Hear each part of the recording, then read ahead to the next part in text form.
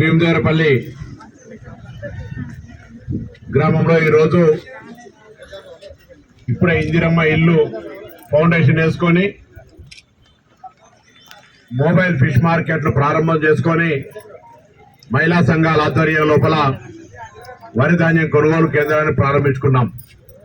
ఈ కార్యక్రమంలో మనతో పాటు గౌరవ జిల్లా కలెక్టర్ గారు, అదేవిధంగా పక్కన ఉండేటువంటి కమలాపూర్ మార్కెట్ చైర్మన్ గారు, డిఆర్డీఏ పీడీ గారు, ఆర్టీఓ గారు, ఐలయ్య గారు, ఇతర పెద్దలు అందరూ కూడా, కొత్తకోట చైర్మన్ గారు, లేదా ఇక్కడ ప్రతి మాజీ ప్రజాప్రతినిధులు, పోలీస్ సిఐ గారు, మండల మహిళా సమాఖ్య అధ్యక్షురాలు, ఈ కొనుగోలు కేంద్రం బాధ్యురాలు, పాత్రికేయులు అందరికీ పేరు పేరున నమస్కారాలు. అందరికీ కూడా ప్రతి ఒక్కరికి పేరు పేరున నమస్కారం తెలియజేస్తా ఉన్నా. ముందుగా ఇప్పుడే కలెక్టర్ గారు చెప్పినారు, పోయినసారి సన్నవడ్ల కొనుగోలు చేసినటువంటి వాళ్ళందరూ కూడా పేమెంట్ అయిపోయింది. ఈసారి కూడా మళ్ళీ సన్నవడ్లకు సంబంధించి అదే బోనస్ కంటిన్యూ అవుతుంది. ఆ విధంగా సన్నవడ్లకు సంబంధించినటువంటి దాని మీద కూడా మీరు బయట అమ్ముకోకుండా కొనుగోలు కేంద్రాలని అమ్మమని చెప్పి కోరుతా ఉన్నాం. అదేవిధంగా మీ అందరికీ చాలా సంతోషంగా మొన్న ఉగాది పండుగ నుంచి ప్రారంభమైనటువంటి సన్నబియ్యం పంపిణీ గ్రామాల్లో అందరూ 100% వాళ్ళ యొక్క సంతోషంగా, ఎందుకంటే చరిత్రలో ఈ దేశంలో 29 రాష్ట్రాలు ఉన్నాయి. 29 రాష్ట్రాల ఏ రాష్ట్రంలో లేని విధంగా తెలంగాణ ప్రభుత్వం మొట్టమొదటిసారి తినగలిగేటువంటి, ఊరికే బియ్యం ఇచ్చినవా అంటే ఇచ్చిన, మొక్కినవా దేవుని అంటే మొక్కినవా అన్నట్టు కాకుండా తినడానికి అవసరమైనటువంటి బియ్యాన్ని ఇచ్చినటువంటి ఘనత కాంగ్రెస్ పార్టీ తీయాలి. మీ అందరూ కూడా సంతోషంగా బియ్యాన్ని వాడుతూ ఉన్నారు. వాస్తవంగా నేను కలెక్టర్ గారు ఇవ్వాలి, ఎవరింటికన్నా భోజనం చేయాలి, కానీ నాకు సంకష్ట ఫాస్టింగ్ కాబట్టి కార్యక్రమం పెట్టుకోవాలి. ఒక్కపోతుంటే ఇవ్వాలి, ఈ నెలకు రోజు పౌర్ణమి తర్వాత. కాబట్టి మళ్ళొక రోజు వస్తా, ఎక్కడైనా భోజనం చేస్తాం. మా ఉద్దేశం ఏంటంటే పేదలకు, ధనవంతులకే పరిమితమై సన్న బియ్యం వాళ్ళు మాత్రమే తినగలుగుతారు, వీళ్ళు మాత్రమే తినగలుగుతారు అనే కాడి నుంచి తెలంగాణ ప్రతి బిడ్డ ఇలా సన్న బియ్యం తినే కార్యక్రమాన్ని స్టార్ట్ చేసినాం. తెలంగాణ డిసెంబర్ 9, 2023 నాడు నేను రవాణా శాఖ మంత్రిగా ముఖ్యమంత్రి రేవంత్ రెడ్డి గారి నాయకత్వంలో మహిళలందరికీ బస్ ఫ్రీ కార్యక్రమం చేసినాం. గ్రామీణ ప్రాంతాల 200 యూనిట్ల లోపల కాల్చుకున్న వాళ్లకు ఉచితంగా విద్యుత్ ఇస్తా ఉన్నాం. సన్న వడ్లకు 500 బోనస్, 2 లక్షల లోపల ఉన్నటువంటి రైతులందరికీ రుణమాఫీ చేసినాం. ఇందిరమ్మ ఇళ్ల ప్రక్రియ స్టార్ట్ అయింది. నిన్ననే చాలా మంది బేస్మెంట్లే కట్టుకున్నటువంటి వాళ్లకు మొదటి దశ ₹1,00,000 పేమెంట్ అయింది. తొందర ఇది మోడల్ గ్రామం కాబట్టి ఆ ₹1,00,000 కట్టుకునే విధంగా తొందర కట్టుకోండి. అదేవిధంగా మండలానికి సంబంధించి ఈ మొదటి దశ 3,500 నియోజకవర్గానికి వస్తే ఏ ఊరికి ఎన్ని వస్తాయి జనాభా ప్రకారంగా ఆనాడు ప్రభుత్వాలు ఒక ఊర్లో కట్టి ఇంకో ఊరికి సంబంధం లేకుండా ఇచ్చారు. అట్లా కాకుండా ప్రతి ఊర్లో ఇందిరమ్మ ఇల్లు ఉండాలి. గతంలో కూడా ఇందిరమ్మ ఇల్లు లేని ఊరు లేదు.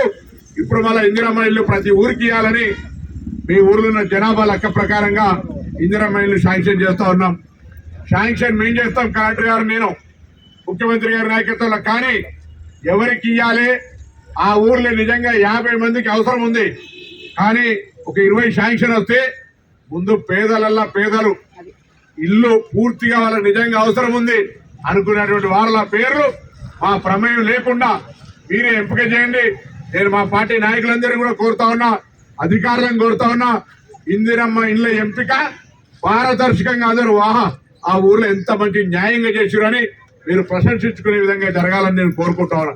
నేనుగా ఎవరికి ఫలానానికి ఇల్లు ఇవ్వమని వద్దని చెప్పాం. నేను పొద్దున కలెక్టర్ గారితో అదే చెప్పినాం. ఉన్న శాంక్షన్ల ఊరికి ఎన్ని వస్తాయో ఆ ఊరికి వచ్చిన దాని ప్రకారంగా మీరే గ్రామ సభలల్లా ఇందిరమ్మ కమిటీ, గ్రామ పెద్దలు, రాజకీయాలకు అతీతంగా ఫలానా నాయకులు నిజంగా రావాలని, ఎందుకంటే రేపు వచ్చిన వాళ్ళు లిస్టు ఊర్లో పెట్టాలి. ఏదో నేను నాకు పున్నం ప్రభాకర్ చెప్పిండే ఎమ్మెల్యేగా మంత్రిగా ఎండిఓకి ఆ పేరు రాయమని అనుకో, ఆ పేరు తప్పైతే ఎండిఓ తలవంచుకోవాల్సి వస్తుంది, నేను కూడా తలవంచుకోవాల్సి వస్తుంది. అటువంటి పరిస్థితి రావద్దని ఎంపిక ప్రక్రియ మీకే అప్పచెప్తున్నాం. నెంబర్ ఎంత అనేది శాంక్షన్ ప్రభుత్వం చేసిన దాంట్లో అన్ని ఊర్లకు రావడానికి మాత్రమే లెక్కలేసి జనాభా ప్రతిపాదన చేస్తా ఉన్నాం. ఆ ఎంపిక మీరే చేసుకోమని చెప్పి కోరుతా ఉన్నాం. ఇవాళ ఇన్ని కార్యక్రమాలు జరుగుతూ ఉన్నాయి. రాష్ట్ర వ్యాప్తంగా భూభారతి కార్యక్రమం నిన్ననే కలెక్టర్ గారు కూడా హైదరాబాద్కి వచ్చినారు. ముఖ్యమంత్రి గారు భూభారతి కార్యక్రమం చేసినాం. 28వ తారీఖు నాడు పొద్దున ఇక్కడ రైతు రెవెన్యూ అవగాహన సదస్సు పెట్టబోతా ఉన్నాం. 27వ తారీఖు పొద్దున ఇక్కడ, సాయంత్రం ఎలకతుర్తిలో. అంటే రైతులకు గతంలో ధరణి చట్టం ద్వారా ఏమైతే సమస్యలు ఏర్పడ్డాయో, ఇప్పుడు భూభారతి చట్టం వచ్చినాక ఏ విధంగా రైతులకు భూమి అంటే ఆత్మగౌరవం, ఆ భూమి అంటే ఆత్మగౌరవం మీద కోర్టుకి ఎక్కడమో ఆఫీస్కో ఇబ్బంది పడేటువంటి అవసరం లేకుండా మొత్తం యావత్ రెవెన్యూ సిబ్బంది మీ జాగలకు సరైన నెంబర్లు హద్దులు ఇచ్చి సరైన పేపర్లు ఇచ్చే కార్యక్రమం తీసుకోవడం విధంగా నిర్ణయం తీసుకున్నామనే మాట మనం చెప్తున్నాం. కేటగిరేషన్ 30 ఏళ్ల పంచాయతీ ఊకే కొట్లాటుండే దాన్ని కూడా పరిష్కారం చేసినాం. ఆ సబ్ కమిటీ సభ్యుడిగా రేపల్లి నుంచి కొత్త నియామకాలన్నీ రాబోతా ఉన్నాయి. అందులో ఈ దీని కొరకు ఈ యొక్క యాక్ట్ కొరకు ఆగబడ్డది. ఆ యాక్ట్ అప్రూవ్ అయింది. అనేకమైనటువంటి నియామకాల నోటిఫికేషన్లు రాబోతా ఉన్నాయి పిల్లలందరికీ. బీసీ 42% రిజర్వేషన్, లోకల్ బాడీ విద్యా ఉపాధి అవకాశాల్లో చారిత్రాత్మక నిర్ణయాలు తీసుకోవడం జరిగింది.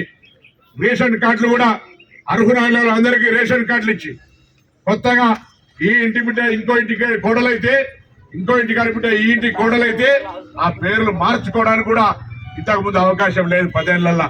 ఇవాళ మేము అవకాశం ఇస్తా ఉన్నాం. ఎక్కడన్నా ఉదాహరణకు భీమదేవరపల్లి, ముల్కనూరు, రత్నగిరిలో హైదరాబాద్ ఉపాధి మీద ఉంటే అక్కడనే బియ్యం తీసుకునే విధంగా సాంకేతికమైనటువంటి ఆ అవకాశాన్ని కూడా కల్పించే విధంగా చర్యలు తీసుకుంటా ఉన్నాం. ఇలా మత్స్య శాఖకు సంబంధించి ఫిష్ ఒక స్టాల్ను మొబైల్ స్టాల్ ఇస్తా ఉన్నాం. అదేవిధంగా మహిళలకు సంబంధించి సోలార్ ఇస్తా ఉన్నాం. వడ్డీ లేని రుణాలు ఇస్తా ఉన్నాం. ఆర్టీసీ బస్సులు కూడా మహిళా సంఘాల ద్వారా కొనుగోలు చేస్తా ఉన్నాం. అనేక రకాల కార్యక్రమాలు జరుగుతూ ఉన్నాయి. ఈ కార్యక్రమాలతో పాటుగా కాలం బాగుండాలని, కాలం బాగుండి రైతులతో సుఖ సంతోషాలతో ఉండాలని దేవాదుల కాలువ కానీ గవర్నమెంట్ కాలువకు సంబంధించిన ల్యాండ్ యాక్విజిషన్ అన్ని మొన్న నోటిఫికేషన్ అయింది. ఎన్నిసార్లు నేను అడుగుతా ఉన్నాను, కలెక్టర్ గారు అడగని చెప్తాను. ల్యాండ్ యాక్విజిషన్ కావాలి, ఆర్డీఓను లొల్లి పెట్టి కోపానికి వచ్చి నాకు కావాలి అనే దాని మీద రాగానే పైసలు తీసుకొచ్చి ఇచ్చినాం. కానీ కొంత జాప్యం అవుతుంది.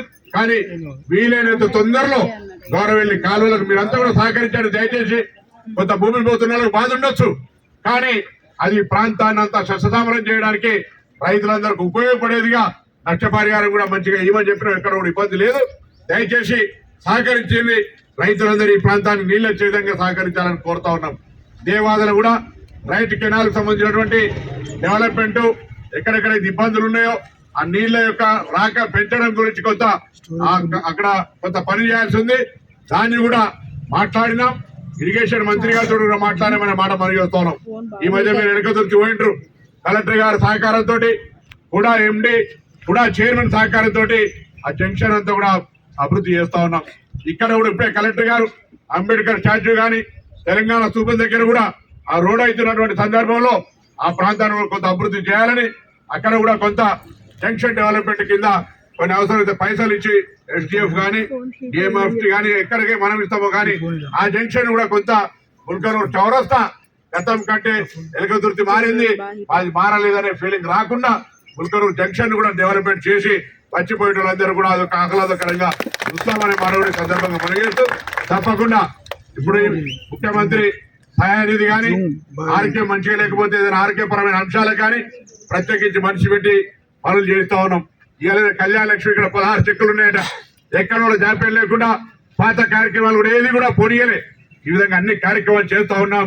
మీ అందరి ఆశీర్వచనంతో తప్పకుండా ఈ ప్రాంతాన్ని అందరూ కూడా అనేక రకాలుగా అభివృద్ధి చేసి త్వరలోనే భీమదేవరపల్లికి సంబంధించినటువంటి బంగార స్మారక పీఠాన్ని కూడా తొందరలోనే ప్రారంభం చేయబోతాను. దానికి కూడా నిధులు కేటాయించుకున్నాం. దాంతో పాటుగా ఒక నవోదయ స్కూల్ను గౌరవ పార్లమెంట్ సభ్యులు బండి సంజయ్ గారి సహకారంతో స్థలాన్ని ప్రతిపాదించడం. పివి నరసింహారావు గారి జన్మస్థలమైన బంగారులో నవోదయ స్కూల్ హనుమకొండ జిల్లాకు సంబంధించి తీసుకొచ్చే విధంగా ఎలకదుర్తిలో కూడా కొన్ని కార్యక్రమాలు జరుగుతున్నాయి. అది జీవోలు వచ్చి పర్యాణిక చెప్తాం కాబట్టి మేము చెప్తలేం. ఇది ఆల్రెడీ మంత్రి గారు బండి సంజయ్ గారు హామీ ఇచ్చినా, నేను కలిసిన పార్టీలకు అతీతంగా ఇక నవోదయ స్కూల్ అవసరం అని చెప్పినా వారు అంగీకరించారు. వారికి కూడా ధన్యవాదాలు. ఈ రోజు తప్పకుండా అనేక రకాల సమస్యలకు గౌరవ ముఖ్యమంత్రి గారు కానీ ఈ ప్రభుత్వం కానీ స్థానిక శాసనసభ్యుడిగా నేను కానీ అన్ని రకాలుగా అందుబాటులో ఉండి సహకారం చేస్తాం. ముఖ్యంగా మహిళా సంఘాలకు సంబంధించి అనేక అవకాశాలు వస్తా ఉన్నాయి. అందరూ వినియోగించుకుని ముందుకోవాలని కోరుతూ గౌరవ జిల్లా కలెక్టర్ గారి 2 మండలాలకు సంబంధించి ఈజీఎస్ కార్యక్రమాలు కానీ త్రాగునీటి సమస్య కూడా ప్రత్యేకించి శ్రద్ధ తీసుకుంటాను. ఏ ఊర్లోనైనా సమస్య వస్తే కార్యదర్శి వెంటనే స్పందించి